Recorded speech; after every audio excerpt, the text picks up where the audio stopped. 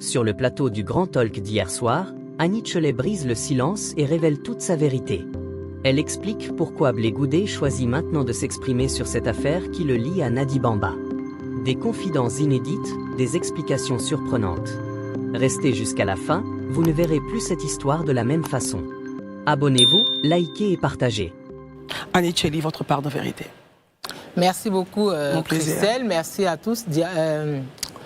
Daouda, Élisée, Marius, Dr Barry, Élisée. Merci à Life de me donner l'occasion de revenir sur ces faits que je trouve, moi, très graves. Je trouve que dans une nation, ces choses n'auraient jamais dû exister. C'est-à-dire qu'elles n'auraient même jamais dû être vécues et puis elles n'auraient jamais dû être révélées. Mais on va aller pas à pas. D'abord, je veux dire que moi, je suis ici, je ne suis pas membre du COJEP. Moi, je n'ai jamais milité dans un parti politique. Je ne suis pas porte-parole du COJEP. Je suis ici en tant que témoin, en tant que citoyenne, en tant que grande sœur de Charles Blé Goudé. Ça fait 23 ans que je le pratique, depuis 2002. Et j'ai vu l'homme, je connais l'homme. Donc c'est à ce titre-là que je suis ici. Et donc ce soir, je ne suis pas là pour faire des révélations. On ne va pas aller de révélation en révélation. Je pense que ce qui s'est passé est très grave. C'est vraiment grave. Qu'est-ce qui s'est passé? On va resituer les choses. Charles Blé Goudé a parlé. Il a dit 4 faits. Il a été précis. Il a dit des faits, des noms, des lieux. C'est cela. En un, il a dit qu'en 2009, on lui a demandé de présenter des excuses à l'ancien Premier ministre Soro Diop parce qu'il avait demandé que, conformément à tous les accords, eh bien, la rébellion désarme avant les élections. Ça, c'est un. Madame Nadiani Bamba n'a pas apprécié, l'a convoqué chez elle. Et donc, c'est comme si c'était retrouvé dans une espèce de guet-apens. Parce qu'il arrive, il y a le Premier ministre, il y a Konaté Sidiki, il y a Mété Sendou, et puis quelques instants après, le chef de l'État. Et elle lui demande de présenter des excuses pour avoir demandé ce qui lui semblait normal. Donc il se tourne vers le chef de l'État. Le chef de l'État lui dit, présente tes excuses. Il présente ses excuses.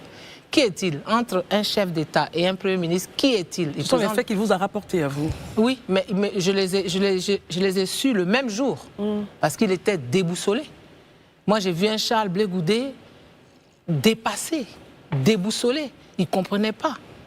Donc, il a fait ça, puis nous, on l'a calmé, on dit, bon, c'est pas grave, bon, on a calmé comme on a pu.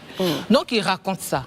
Ensuite, il dit que, pendant qu'ils étaient à la CPI, le président de la République lui a demandé donc d'intervenir auprès de l'ancien président du FPI pour que le siège qu'il croyait être celui du FPI soit rétrocédé à Dame Nadiani Bamba, qui en serait la propriétaire. Il intervient et puis on lui redonne la maison. Ça fait le deuxième fait. Le troisième fait dont il a parlé, c'est que pendant qu'il était à la CPI, après qu'ils aient été acquittés et que lui, qu'il était à la CPI à La Haye, M. Diaby Youssouf, qui était à l'époque son directeur de cabinet, vient le voir et lui dit qu'il a une commission de la part de Mme Nadiani Bamba. Il lui dit ceci, Mme Nadiani Bamba me fait dire que plus jamais tu ne verras le président Gbagbo. Si tu le vois, c'est à la télé, ou si tu l'entends, c'est à la radio. Ça, c'est un fait. C'est le troisième fait. Le quatrième fait, Diaby Youssouf lui fait l'autre commission. Elle me dit que tôt ou tard, elle aura ta peau. Voilà les 4 faits pour moi. Et c'est ça le fond. Tout le reste, tout ce qui est autour.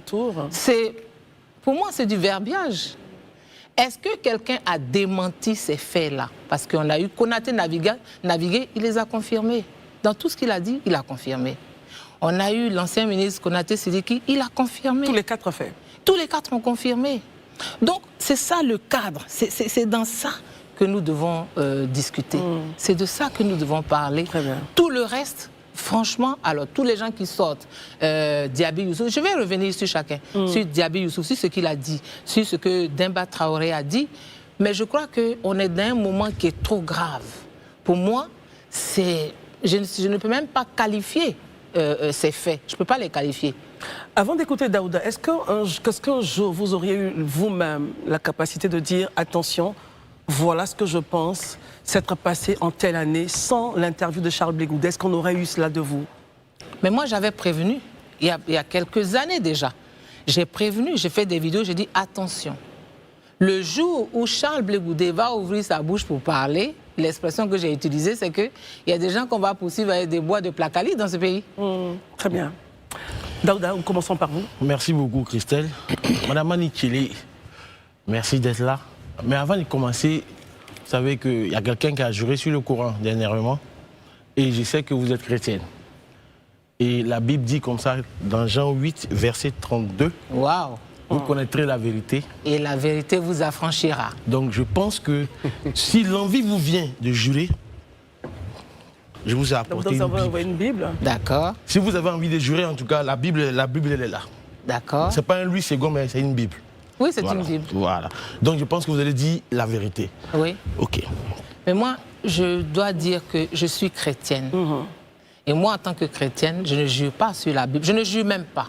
Donc, même pas sur la Bible. Je ne jure même pas. Parce que je suis chrétienne. Maintenant, jurer sur un Coran ne dit pas qu'on dit la vérité. Parce que je vais venir dessus tout à l'heure. M. Demba Traoré a dit beaucoup de contre-vérités. J'ai noté, pour ne pas oublier, j'ai noté tout ce que lui et Diaby Youssouf ont dit. Donc, je suis très à l'aise. On va aller en profondeur. Oui, je suis très à l'aise. Mais avant d'aller en profondeur, ma première question à vous. Et je pense que, comme Charles Blé Goudet, c'est votre petit frère, depuis 3 ans, il est en Côte d'Ivoire. Et pendant des années, il est au courant de cette affaire. Il n'a jamais parlé. Qu'est-ce qui pressait? Quel a été le déclencheur pour que ce soit maintenant que M. Charles Blé Goudet nous dise tout ça? Quel est l'objectif derrière? Mais c'est le ras-le-bol. Ça fait 12 ans que ça dure. Ça fait 12 ans de calomnie. Ça fait 12 ans de diffamation. En 2013, le 17 janvier 2013, on prend Charles Blé Goudet au Ghana. Il est enchaîné, il est dans le coffre d'une voiture et eux, ils commencent. Oh, Charles Blé Goudet, il a dealé avec le pouvoir. Il arrive en Côte d'Ivoire, à la DST, fait 14 mois à la DST. On dit non, tous les soirs, il est dans une villa, il boit du champagne avec l'ex-ministre, père son âme, Ahmed Bakayoko. Vous comprenez? On le prend, on l'emmène à la CPI. Pendant qu'il est en train de partir, oh, il s'en va témoigner contre le président Gbagbo. Il arrive à la CPI. À un moment, on dit, ah, mais il frappe le président Gbagbo. Ils font dire à Johnny Pacheco qu'il frappe le président Gbagbo en prison. Vous savez, la CPI, il n'y a pas un coin caché. Moi, j'ai commencé à aller à la CPI. Je suis allé à la CPI de 2012 à 2019. Le président Gbagbo est arrivé le 5 décembre 2012 à la CPI. Moi, je suis allé de 2012 à 2019, quand il n'y avait pas beaucoup de gens qui y allaient. Comprenez? Donc, ce n'est pas un espace où on peut se cacher pour aller frapper quelqu'un. Les gardes sont là. Ils sont armés. Et puis, les box sont là. Vous discutez. À quel moment lui frappe le président Gbagbo? À quel moment? Mais ils ont dit ça. Ils ont dit tellement de choses. Ils ont dit tellement de choses. On a dit après, quand il est resté là-bas, Charles Blé Goudet a été abandonné à La Haye. Hein. Il a été abandonné. Je suis désolée. Moi, je dis les choses. Ben, il a été abandonné. Il était parti avec le président Gbagbo, mais quand le président Gbagbo rentrait, il s'est occupé de lui. Il ne s'est pas occupé de Charles Blé Goudet. Donc, il est resté là-bas à La Haye. Mais ma question reste quand même fondamentale. Oui. Pourquoi? Mais je suis en train de vous dire pourquoi. C'est-à-dire que je vous cite tout ce qu'il a vécu. Et il arrive ici, on dit qu'il est avec le pouvoir, que c'est un vendu, c'est un traître. Le traître, son parti n'a pas de récépissé. Le traître, c'est quand ils sont gelés. Le traître, il a 20 ans sur lui. Le traître, je ne sais pas. Mais 20 ans de condamnation, vous voulez dire? Oui, 20 ans de condamnation, pardon. Mais Tous les autres ont été soit amnistiés, soit graciés. Il y a des gens qui étaient en exil pendant 10 ans, ils sont rentrés, ils ont eu le rappel de leurs 10 ans de salaire, ils ont été réintégrés dans leurs fonctions, mais c'est Charles Blé Goudé qui est le traître. Donc c'est une accumulation. On l'a poussé à bout. C'est-à-dire que nous sommes des êtres humains. Tu as beau te retenir. Tu as beau te dire, mais il a sa dignité, il a ses enfants, il a sa femme, il a sa famille. Je vous rappelle que pendant qu'il était à la CPI, toute sa famille a été décimée. Tout le monde est mort. Tout le monde est mort. Quand on va dans le village de Charles Blé Goudé à Pau, avant d'arriver à Pau, au bord de la route, il y a la tombe de son père. Les gens, tous ces gens-là, ils vont à Pau. Mais personne ne s'arrête. Personne ne s'est jamais arrêté pour marquer juste une pause. Nous sommes des humains. À quel moment on décide qu'on animalise un être humain? Très bien. À quel moment? À quel moment on perd toute compassion?